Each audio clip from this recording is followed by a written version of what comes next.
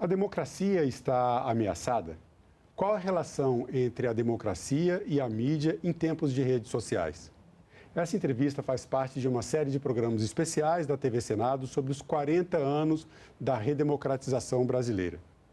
E democracia é assunto de cidadania. E é sobre isso que eu converso agora com o ex-deputado federal Aldo Arantes, que foi constituinte e ajudou a escrever a Constituição Cidadã de 1988. Deputado, muito bem-vindo ao Cidadania. Obrigado pela sua presença em nosso programa. Muito obrigado, Marcelo. Quero agradecer a você e me dirigir aos telespectadores da TV Senado, manifestando a minha satisfação de poder discutir sobre as ameaças à democracia. Então vamos voltar um pouquinho na história, né, que nesse tempo a gente está comemorando, né, muitos historiadores consideram a data de 15 de março, quando foi a posse do presidente José Sarney, né, primeiro presidente civil, depois de um longo período de regime militar, como um marco, né, nesse início de redemocratização. Mas há outras correntes. Há historiadores que consideram que ali por volta de 74 já, quando o governo militar falou já em uma abertura política que seria lenta, gradual e segura, que aquele seria o momento em que estaríamos começando o processo de redemocratização. E há outros que consideram que, de fato, a redemocratização só começou em 1988, com a promulgação da Constituição, da qual o senhor foi das pessoas que redigiu, um dos parlamentares que ajudou a escrever a Constituição Cidadã de 88. O senhor que viveu os dois períodos, viveu o período militar já numa forte atuação política e participou desse momento tão emblemático que foi a Constituinte e a promulgação da Constituição de 1988, qual seria o marco da redemocratização brasileira? Eu considero que o marco é a Constituição de 88. É bem verdade que tem momentos, é um processo, não é um momento só. Eu considero que existiu, no período que antecede a esse processo todo da Constituinte, uma ampla mobilização da sociedade, dos estudantes manifestando amplamente, os trabalhadores com greves no ABC, em Contagem, em Osasco, não é? A luta pela anistia ampla, geral e restrita. Nós tivemos a oportunidade de receber o senador Teotônio Vilela na prisão onde eu estava, em São Paulo, não é? E, na continuidade, as diretas já. A direta já foi um marco importante.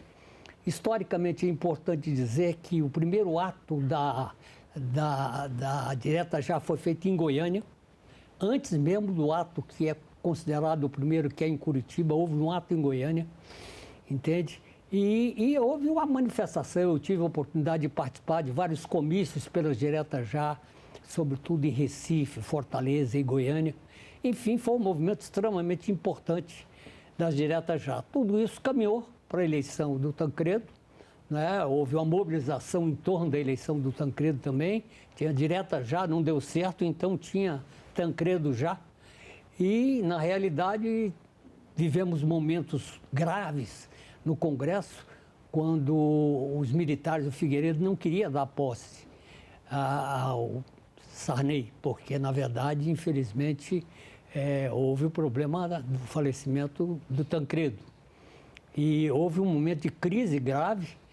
Os militares queriam dar posse ao presidente Ulisses, ele não aceitou. E foi exatamente um ato importante que terminou tomando posse o Sarney. Tudo isso se desenvolve com a convocação da Assembleia Constituinte. Ela também, digamos, teve um processo amplo de mobilização em torno da Constituinte. Na Constituinte, a participação popular foi um elemento fundamental. Então, você percebe que os grandes avanços da sociedade brasileira têm a ver com a mobilização da sociedade. Então, para a Constituinte, houve uma participação importante, com a presença no plenário, com a presença nas comissões, e criou-se um mecanismo extremamente importante, que eram as emendas populares. Existiram emendas populares de 10 milhões de assinaturas, 3 milhões, 2 milhões. Isso fez um processo de mobilização grande na sociedade. É interessante que tenha acontecido todo esse processo de mobilização. A gente vai falar aqui muito sobre o poder da mídia, né? Esse vai ser um dos pontos da nossa entrevista. Mas eu queria agora passar para uma parte um pouco até pessoal, né? O senhor participou, como eu falei aqui no começo da entrevista, o senhor acompanhou todo esse processo, o senhor viveu na pele, né, as agruras do regime militar, o senhor foi preso, o senhor foi exilado, o senhor foi perseguido por defender as suas ideias, pela sua atuação política, e depois o senhor, eleito deputado, foi constituinte, ajudou a escrever a Constituição Cidadã de 1988, a nossa Constituição democrática. Eu queria que o senhor voltasse um pouco no tempo e dissesse para a gente qual foi o sentimento que o senhor teve no momento em que Ulisses Guimarães, no dia 5 de outubro de 1988, promulgou a nova Constituição. O que veio, que sentimentos vieram ao deputado Aldo Arantes naquele momento? O senhor estava com quase 50 anos de idade. Foi um momento, digamos, de reafirmação da democracia. Eu me lembro, por exemplo, um determinado momento em que eu saí na anistia, em que os jornalistas me perguntaram se eu repetiria o caminho que eu percorri. E eu disse que repetiria. Em certo sentido, quer dizer, aquele momento, digamos assim, de afirmação da Assembleia Constituinte, da nova Constituição, era um ponto de culminância de tudo isso. Quero pontuar, acho que é importante, que eu vivi, de fato, momentos extremamente difíceis. Eu vivi 11 anos na clandestinidade, fui preso 2 vezes, fui torturado. Eu fiquei pouco tempo no exterior, voltei para o Brasil para a luta na clandestinidade, entende? E aí foi um momento importante. Mas, depois de tudo isso, anistiado, voltei à luta política, fui constituinte e eu acho que participei em momentos importantes. A Assembleia Nacional Constituinte foi um momento, digamos assim, em que o parlamento se expressou, quer dizer, num nível extremamente elevado. Infelizmente, por uma série de fatores, hoje em dia a situação está bem complicada. Essa mobilização que o senhor falou das diretas já realmente foi uma mobilização muito intensa, foi uma mobilização que envolvia milhões de pessoas em várias capitais brasileiras. E, naquele momento, os meios de comunicação eram muito diferentes dos meios de comunicação que a gente tem hoje. Eram os meios de comunicação de massa, basicamente rádio, TV, o jornalismo impresso, né? E com uma concentração muito grande desses grupos de mídia na mão de poucas pessoas. É interessante notar que as mídias, esses grandes meios de comunicação, eles apoiaram o regime militar, apoiaram o regime militar durante a época da ditadura. E a minha pergunta é, esses mesmos meios de comunicação, de alguma forma, foram responsáveis ou tiveram um papel no processo de reabertura política? Qual foi a importância e o papel que a mídia teve nesse momento? Eu acho que tem um certo papel, mas acho que o papel decisivo, como diz, é da sociedade, é a mobilização popular. Essa é que é a grande força transformadora. É claro que a partir de um determinado momento em que a mídia percebeu que a situação estava mudando, ela procurou também mudar. Houve algum fato que o senhor considere assim, marcante na sua trajetória política que sirva como uma referência para a defesa da democracia? Quer dizer, eu me refiro àquele momento em que o senhor estava passando pelo regime militar, quando o senhor, como o senhor falou, foi preso, teve que sair do Brasil, voltou na ilegalidade. Tem algum fato que tenha marcado, de alguma forma, a sua vida? Um fato interessante, já como deputado, foi no período das diretas já. O Congresso estava cercado, os estudantes estavam presentes, estudantes da UNB, e houve uma negociação com os militares, foi decretado o estado de emergência, sob o comando do Newton Cruz, general Newton Cruz, e houve um acordo com os estudantes de que eles poderiam sair. E os estudantes saíram, 10 deputados saíram com os estudantes, entre os quais eu e um deputado do PDT. Saímos e, quando chegamos no Estado-Maior do Exército, a polícia especial reprimiu violentamente. De 10 deputados que tinha, ficamos eu e o Jacques Dornella. Entende? E o Jacques Dornella digamos assim, agredido pelo general Newton Cruz, porque ele tinha sido oficial. Entende? E eu, então, fui no general Newton Cruz para tentar assegurar. E eu, bora que o general Newton Cruz, quem é esse aqui? É deputado também, prende os dois. Então, ali, nós, como deputados federais, fomos presos. É claro que, em seguida, 2, 3 horas depois, nós fomos soltos, mas é uma demonstração do grau de arbítrio que nós vivíamos, mesmo na condição de deputado. Isso porque a ditadura ainda continuava. Isso mostra que realmente o processo de redemocratização, um processo de fato gradual, e até esse momento, isso foi antes ainda da Constituição de 88, o regime militar ainda tinha esse peso na participação política. Agora, mudando um pouco, trazendo um pouco para os dias de hoje, diferentemente daquele tempo em que eram os grandes meios de comunicação, né, falavam uma mensagem só para milhões e milhões de pessoas, hoje o campo da comunicação é dominado pelas big techs, pelas redes sociais, né? E o senhor escreveu um livro recentemente, O Domínio das Mentes, em que o senhor fala desse processo, né, e da participação dessas novas tecnologias de comunicação na vida política e, inclusive, colocando-as, muitas vezes, como ameaças à democracia. O senhor, na sua opinião, né, com essa possibilidade de individualização que o algoritmo tem, tanto de levar a mensagem a milhões de pessoas, quanto de levar mensagem a grupos específicos, polarizando muitas vezes a política e criando bolhas ideológicas dentro desse ambiente de comunicação, o senhor acredita que essas mudanças no meio de comunicação incentivam ou afastam os jovens da participação política?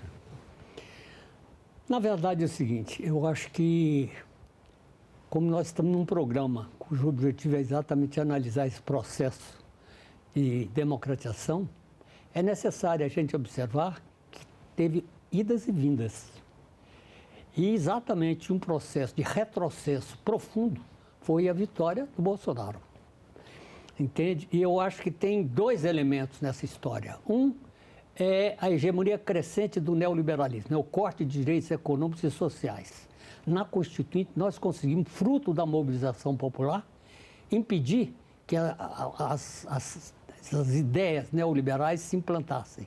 Depois veio o governo Collor, o governo Fernando Henrique Cardoso, depois, e foi exatamente um processo, digamos, de demolição de uma série de conquistas, não é? Quando vem o governo Bolsonaro, há um outro elemento, é combinar o neoliberalismo com o autoritarismo, é o autoritarismo neoliberal, né? Neofascista, na verdade. Aí se pergunta, como é que foi possível isso? Foi possível exatamente pelas redes sociais. Esse livro que eu lancei é a contribuição para a luta contra a extrema-direita e em defesa da democracia. E o que eu procuro nesse livro, o livro é Domínio das Mentes, do golpe militar à guerra cultural, em que eu mostro que, no passado, setores conservadores, a extrema-direita, tomavam o poder através de golpes militares. Hoje, tomam o poder através da conquista da mente das pessoas. É incrível, porque os algoritmos, as big techs, conseguem saber onde você está, o que você está fazendo, o que você está pensando e o que é mais grave, ela reformula o seu pensamento. E isso, eu nesse livro, eu procuro trabalhar com as ideias de Gramsci, que Gramsci já falava lá atrás, a importância da hegemonia cultural como elemento que contribui para a consolidação do processo da hegemonia política, né? E isso foi atualizado pelo Raymond, que ele exatamente mostra como que nos dias atuais a questão do sentimento passa a ser um componente fundamental na luta ideológica, né? E ela, então, sensibiliza muito a juventude.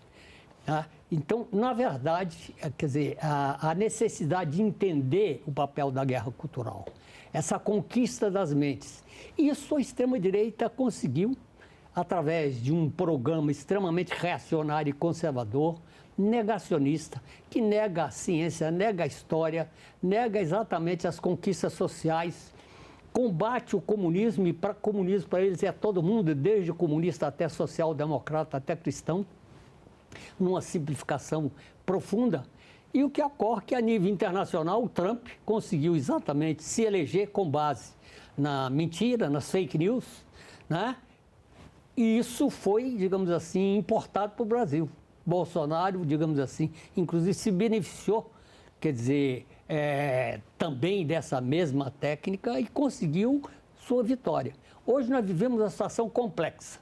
O governo Lula foi uma vitória importante da sociedade, tem feito uma política econômica em que os níveis da economia estão crescendo, o salário dos trabalhadores está crescendo, o poder de compra dos trabalhadores estão crescendo. No entanto, há exatamente uma queda no apoio popular. Qual a razão disso? A razão, na minha opinião, é de que, nesse momento, há uma articulação entre a grande mídia, praticamente todos os jornais, todas as televisões, todos os rádios são contra o governo Lula. Mas não é só isso. O componente talvez mais poderoso são as Big Techs. As Big Techs que hoje elas têm poderosas plataformas que estão o tempo todo combatendo o governo. E eu acho que, infelizmente, o governo não compreendeu a importância da guerra cultural. Não é meramente um problema de comunicação, é muito mais do que isso. A guerra cultural, ela envolve educação, saúde, cultura, meio ambiente, relações internacionais. Então, há necessidade de se ter um plano de luta ideológica democrática. É isso que eu procuro formular nesse livro que eu elaborei.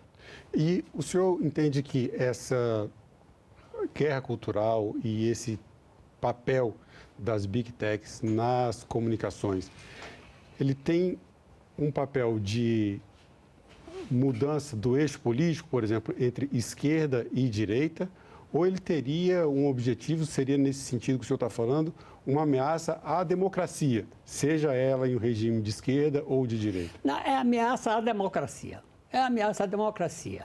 E que, nesse momento, é o fortalecimento da extrema-direita. E isso é, digamos, claro, pela posição defendida não só pelo Bolsonaro, mas agora você tem um novo componente, que é a vitória do Trump e o papel que o Elon Musk e o Zuckerberg têm no governo Trump. E ele diz abertamente, quer dizer, uma das mais importantes, e é bom que você que está ouvindo preste atenção nisso, uma das mais importantes eleições no mundo é a eleição de 2026. E o Elon Musk diz que vai fazer tudo para derrotar o Lula aqui no Brasil. Então, nós temos que ter consciência da gravidade da situação que nós estamos vivendo. E nós não podemos exatamente, eu vejo alguns setores de esquerda fazendo críticas exageradas ao governo Lula. É claro que o governo está enfrentando problemas.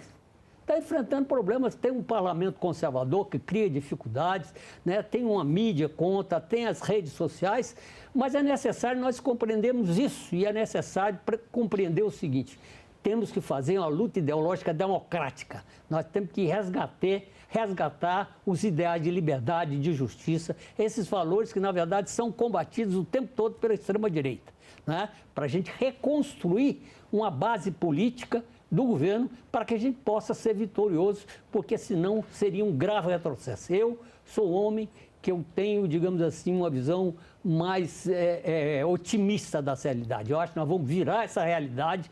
Eu acho que o governo Lula vai aprofundar, tem que fazer mudanças, mas vai aprofundar.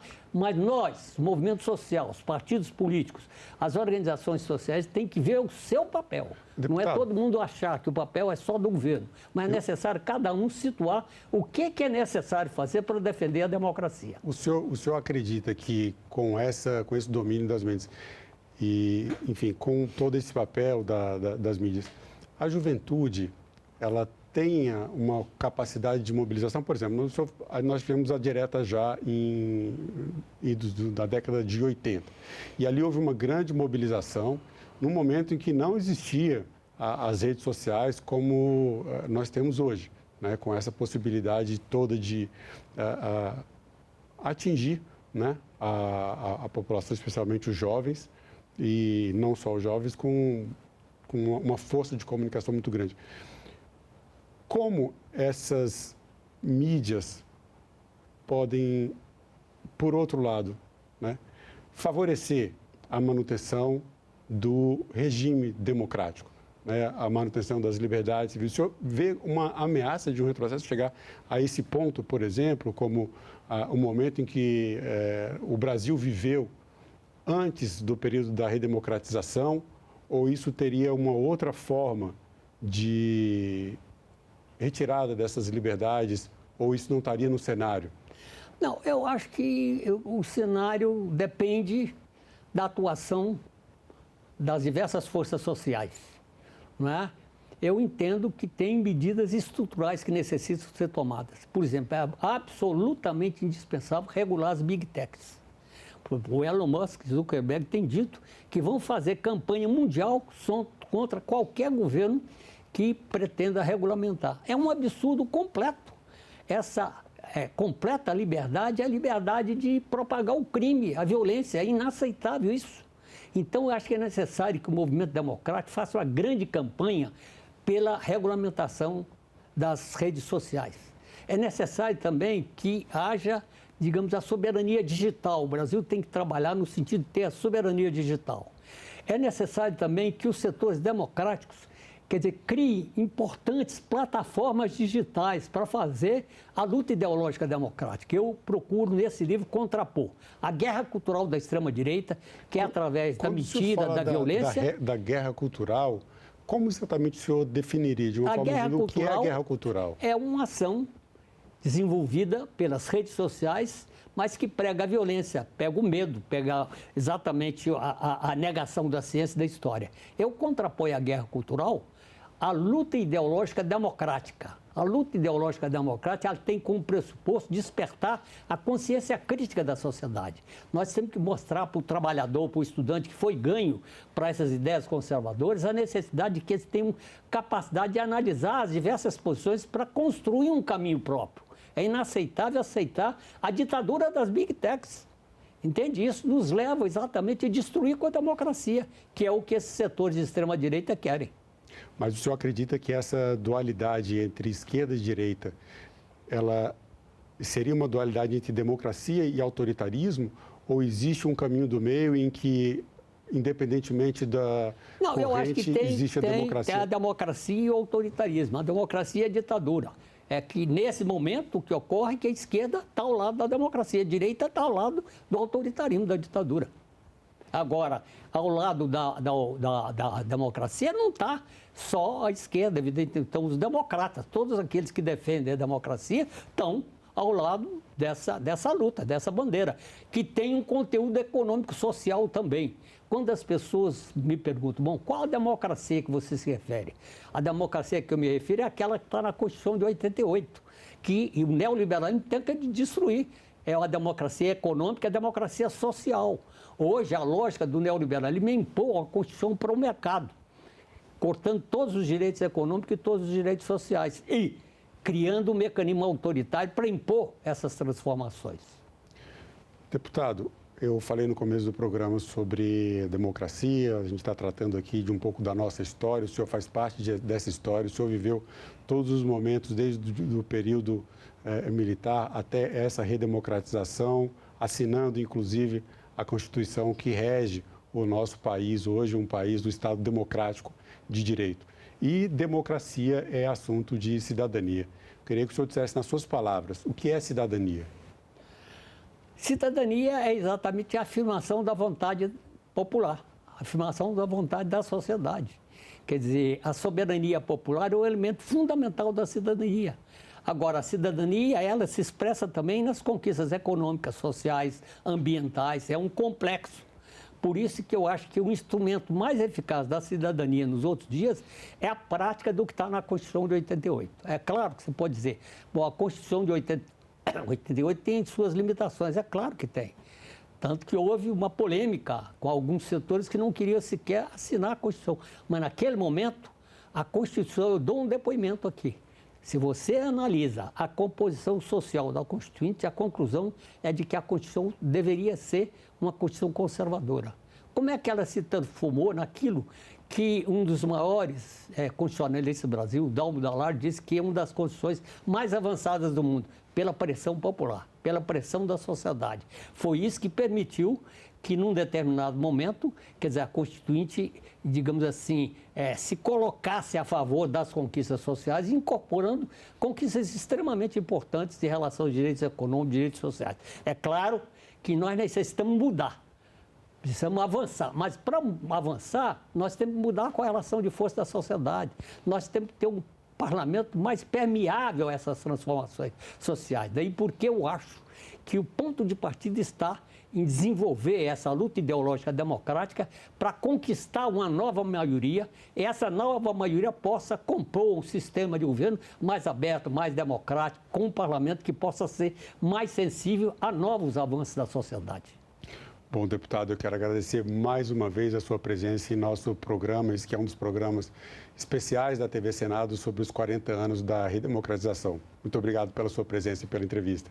Obrigado a você. Eu quero exatamente dizer, fazer um chamamento à juventude e ao povo. Nós temos que ter consciência do que está acontecendo. Nós não podemos permitir que uma conquista tão importante como foi a vitória contra o Bolsonaro, contra a extrema-direita, que a gente perca essa conquista importante. Daí eu insisto, é necessário exatamente entender o que é a guerra cultural e fazer a luta ideológica democrática, é necessário voltar para as bases, para organizar a sociedade, para que a gente possa reconstruir essa hegemonia política das ideias progressistas na sociedade. Eu tenho a convicção de que nós vamos conseguir isso. Bom, muito obrigado mais uma vez. E eu agradeço também a você que acompanha a programação da TV Senado. Assine o canal da TV Senado no YouTube, ative as notificações e acompanhe toda a produção do Poder Legislativo diretamente da fonte. Na TV Senado, democracia é todo dia.